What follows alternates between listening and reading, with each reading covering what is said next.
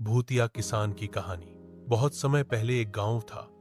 उस गांव के बाहर एक पुराना सुनसान खेत पड़ा था।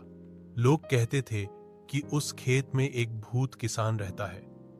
रात होते ही वहां से हल चलने की आवाज आती थी, खर खर, जैसे कोई बैल के बिना हल चला रहा हो। गांव वाले उस खेत के पास जाने से डरते थे। कहते थे कई साल पहले उस खेत का मालिक किसान अचानक रहस्यमय तरीके से गायब हो गया था। तब से उसकी आत्मा वहीं भटक रही थी। एक रात गांव का एक साहसी लड़का रामू यह राज जानने खेत की तरफ चला गया। चारों तरफ सन्नाटा था, पेड़ों पर उल्लू बोल रहे थे। अचानक उसने देखा, धुंध के बीच एक काला साया हल चला रहा है। उसके हाथ में जंग लगा हल था, लेकिन बैल नहीं थे।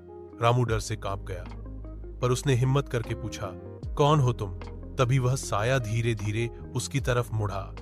उसकी आंखें अंगारे जैसी लाल थीं और चेहरे पर मिट्टी चिपकी हुई थी। वह बोला, मैं इस खेत का किसान हूं। मेरी मेहनत का फल किसी और ने छीन लिया था। मैं तब तक चैन से नहीं सोऊंगा जब तक कोई मेरी खेती पूरी न करे।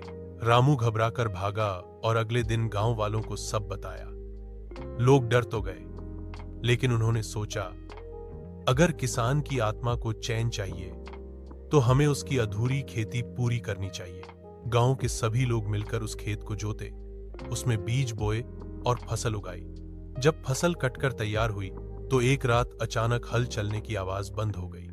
लोग कहते हैं कि किसान की आत्मा को अब शांति मिल गई थी।